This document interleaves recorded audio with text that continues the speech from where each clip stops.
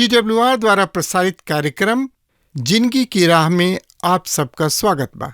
ई कार्यक्रम मसीही विश्वास खातिर प्रार्थना में जयवंत जीवन और फलवंत होके बदे और बाइबल का विधिवत अध्ययन खातिर उत्साह बढ़ावे वाला, जवना से हर परिवार बाइबल की दिशा में मजबूत होके और जयवंत जीवन जिए।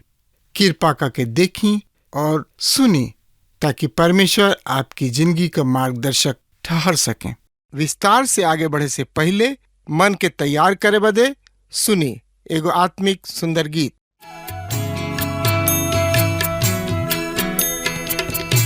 यीशु के शरणवा में शांति मिली है भाई, यीशु के आराधना में मन का लगाई, यीशु के आराधना में मन का लगाई, यीशु के आराधना में।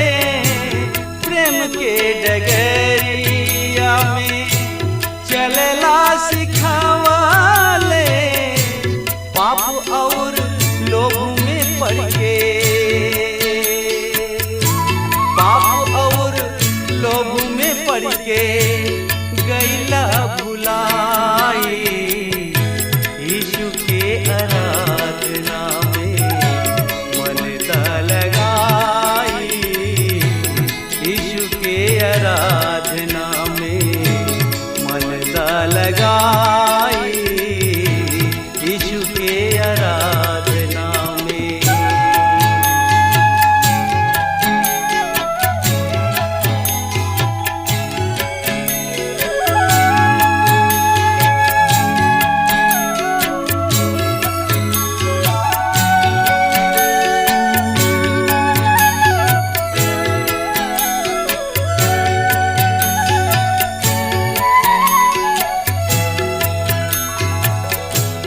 अंधविश्वास में फंस के परमेश्वर के छोड़ देला, अंधविश्वास में फंस के परमेश्वर के छोड़ देला।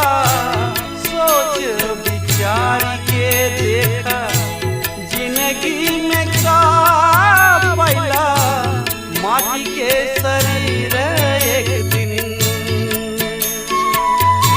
माटी के शरीर एक दिन माटी हो जाई, यीशु के आराधना में मन का लगाई, यीशु के आराधना में मन का लगाई, यीशु के आराधना में।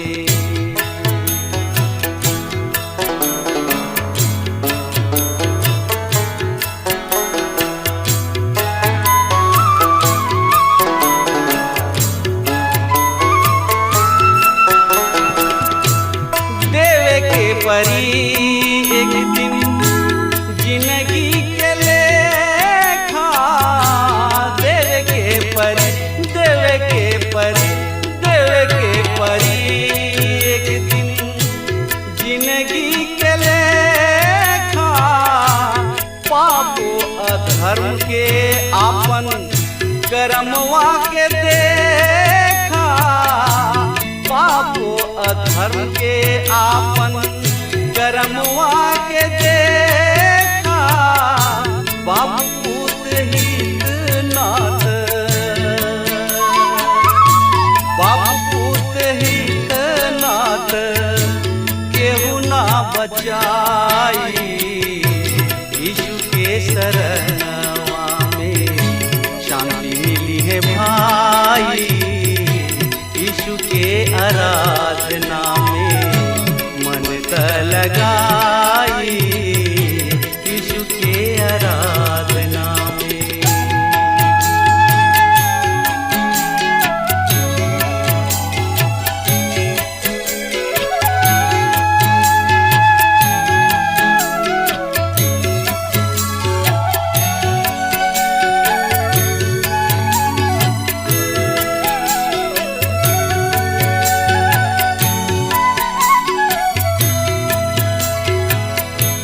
परमेश्वर पिता ई दिहलन सुंदर मनुष्य तन, परमेश्वर पिता ई दिहलन सुंदर मनुष्य तन, दारू गांजा भांग खाई के बिगाड़ देहला सुधा मन, दारू गांजा भांग खाई के बिगाड़ देहला सुधा मन, आखिरी में जीने की,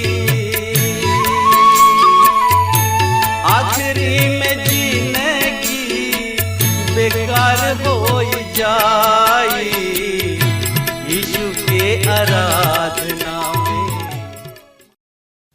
हाँ मित्र, ये अध्याय में का लिखल बा एकरा बारे में जानकारी खातिर वह हमरा संगे आपन पवित्र शास्त्र बाइबल निकाल ली। दूसरा तीमुथियुस के पत्री 3 अध्याय के 9 से 10 पद तक में एह तरी से लिखल बा। पर अब उ उन्नति ना कर सकेलन, काहे कि जैसे ओह दोनों के अज्ञानता सब पर प्रकट हो गई रहे, इनकर भी हो जाई। पर तू हमार शिक्षा, आचरण, अभिप्राय, विश्वास, सहनशीलता, प्रेम, धैर्य। मित्र, तीमुथियुस पौलुस के खूब बढ़िया तरी जानत रहन। पौलुस के जिंदगी तीमुथियुस के खातिर खुलल किताब के जैसन रहे, जैसे कि हर एगो मसीही के जिंदगी में होखे के चाही। दूसरा तीमुथियुस के पत्री 3 अध्याय के 11 पद एह तरी से बता रहल बा। सुन ध्यान से, हम पढ़ल बनी। सताव और दुख में हमार साथ दिहले, जौन की आतंकिया, इकुनियुस और लुस्त्रा में हमरा पर आइल।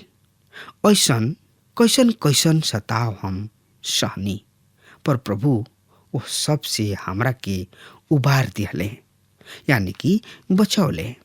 तीमुथियुस पौलुस के दुख के खूब बढ़िया तरी से जानत रहन, जौन की उ 3 बार यात्रा सबके करत उ सहले रहले। पौलुस बहुते दुख उठा के विभिन्न जगह पर गुलन। जब पौलुस लुस्त्रा में रहन त उनका पर पथरवाह कइल गइल। उ मृतक के समान हो गइल रहन और प्रभु उनका के उठौले। पौलुस के दुख के तीमुथियुस खूब बढ़िया तरी से जानत रहन, काहे कि उ वही श्रेय के रहन। यह अध्याय के 12 पद के हमरो सामने पढ़ल बनी। और इस सही में उ सब जौन की मसीह में भक्तिपूर्ण जिंदगी बितावे चाहलन, सतावल जइहे। मसीही बने खातिर हर एगो आदमी मरद के मूल्य चुकावे के बा। असल मसीही और मसीहत लुप्त होत जा रहल बा। दूसरा तीमुथियुस के पत्री 3 अध्याय के 13 पद के हम पढ़ रहल बनी। सुन ध्यान से।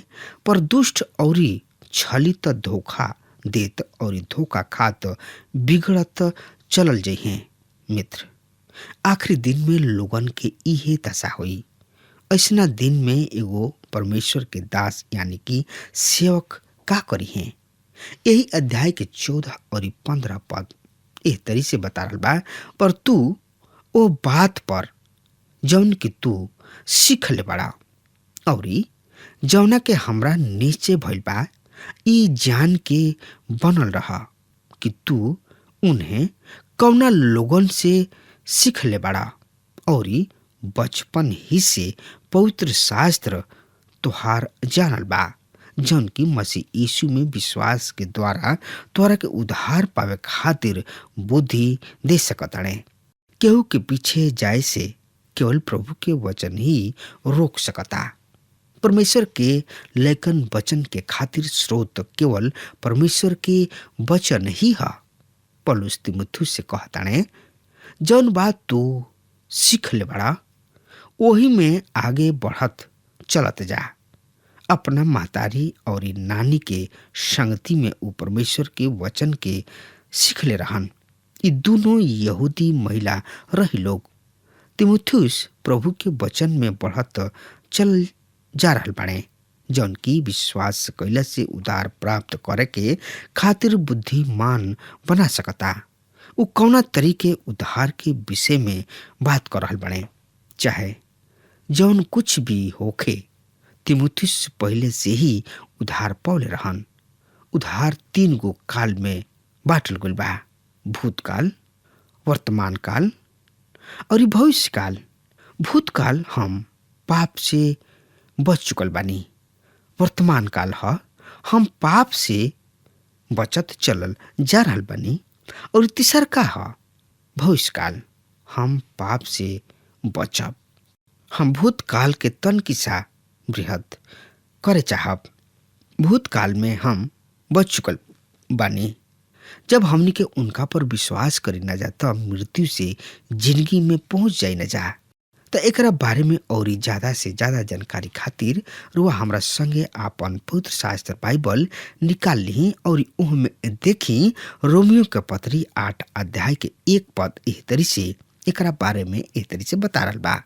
अतः ओ पर जौन की मसीह में बाणे दंड के आज्ञा नइखे।